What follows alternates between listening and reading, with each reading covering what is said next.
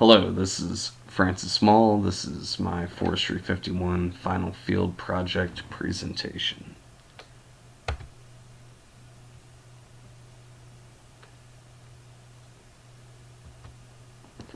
The site location and description. The site was in the Black Fire area, 12 miles northwest of Swan Valley, Idaho. This is eastern Idaho, in the Big Hole Mountains of the Caribou-Targhee National Forest. There was steep rocky terrain. The vegetation there, mostly conifers, Doug fir, lodgepole pine, and juniper at the lower elevations. Got this information from InstaWeb. Here are a couple pictures. The picture on the left showing the area with the two pins. It's the area of the project, and it's just showing it in relation to the southeastern Idaho area and the Big Hole Mountain Range. And on the right, it shows the access road into my area, and the outline in red to the far right is the fire area, and then the one on the far left is the unburned area. Site 1 was within the boundary of the Black Fire. Site 2 was just outside of the boundary of the Black Fire. It was similar fuel, slope, aspect, and elevation. So for my methods, what I did was I found the surface fuel loadings for the area within the Black Fire boundary and the area outside of the Black Fire boundary using methods outlined in Brown et al. 1974. I chose 5 plots within each area, and they were randomly chosen. Here's a couple pictures I took showing the difference between the area that was within the fire and the area outside of it. The picture on the left was the area within the fire. The picture on the right was the area outside of it. So the tools that I used for the field sampling was a hand compass, a gaming die, 100-foot tape measure, a plot stake, a handmade go/no-go gauge, a steel 16-inch ruler, and a handheld GPS. So when locating the sample plot, the random locations were within 2 8-acre areas, and the plots were randomly generated using an Excel formula. So I would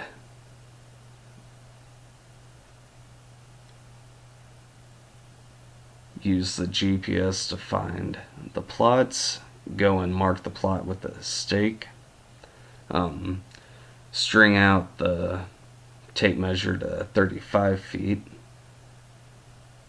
determine the sampling plane with a gaming die, tossing the die to indicate one of 6 angles between 0 and 150 degrees, turning clockwise. Measuring the slope, I used a compass, a handheld compass, and it had an angle finder on it, and I would just convert the angle to percent slope. So I would tally the number of particles. So after I strung out the tape measure 35 feet, I would count all 1 hour, 10 hour, 100 hour, and 1,000 hour fuels up to 6 feet. Then I'd count every 10 hour, 100 hour, and 1,000 hour up to 10 feet. And then I would count every 100 hour and 1,000 hour fuel all that across the plane up to 35 feet. Then I would take 3 measurements of dead fuel depth at 6 feet, 10 feet, and 35 feet. And I would take 3 measurements of duff depth at 6 feet, 10 feet, and 15 feet. And whenever I came across a piece that was over 3 inches, I would measure the diameter of that. And all of these methods were outlined in Brown et al. 1974. Here's a couple pictures of me using the go no-go gauge, measuring the pieces that cross the plane, and the picture on the left is measuring the duff. Picture on the right is measuring the diameter of over a 3-inch piece. The calculations I used were from Brown et al. 1974. I use these to calculate the surface fuel loading for all time lag classes 100 hour through 1000 hour, as well as the liter and duff depth. Calculated these for the fire area and for the unburned area. And all of the calculations I did, all of the tables and figures were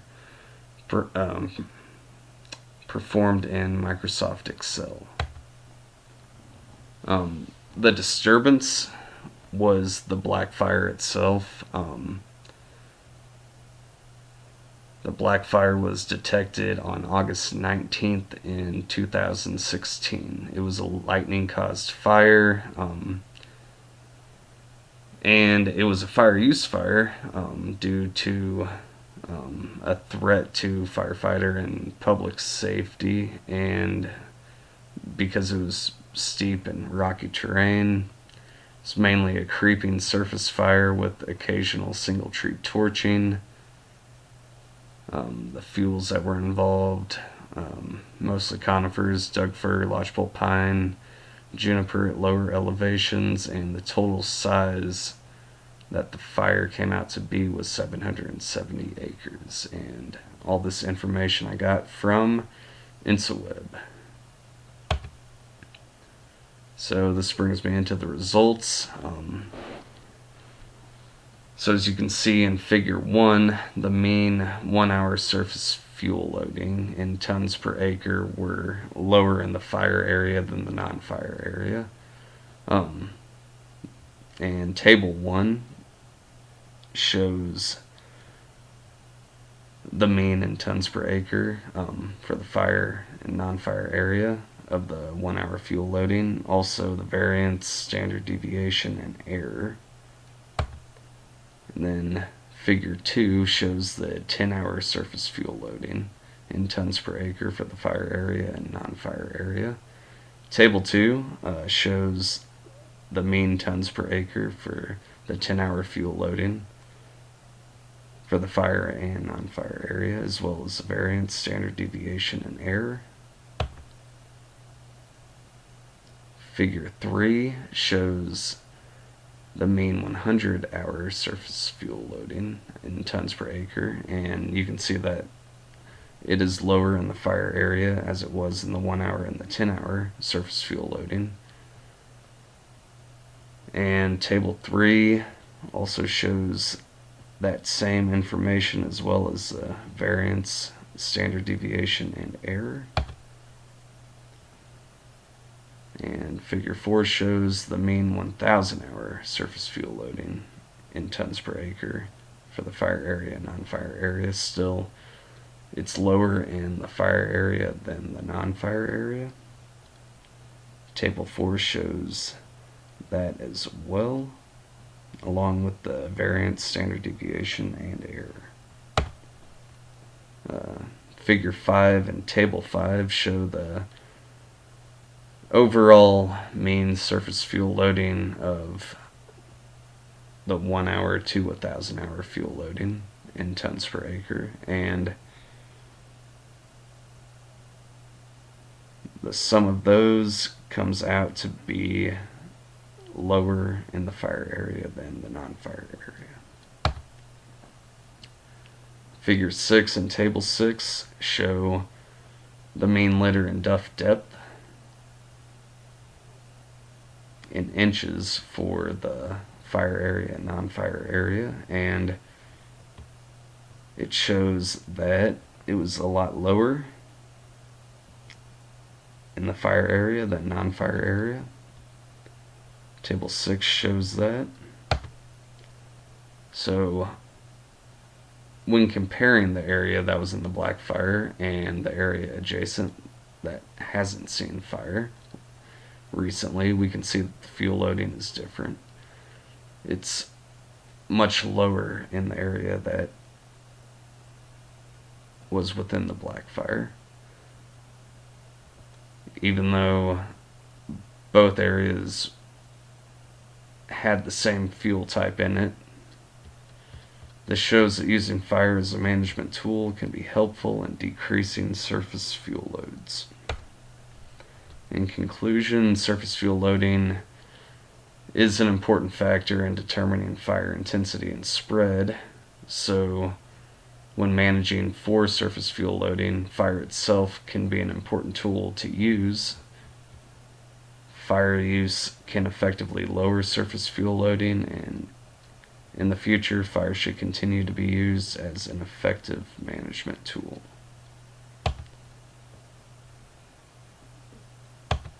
And I certify that I've read the field project instructions. I've used the required format. All tables, figures, literature, citations are in the correct format. I have properly given credit to authors for all information and photos used. Thanks.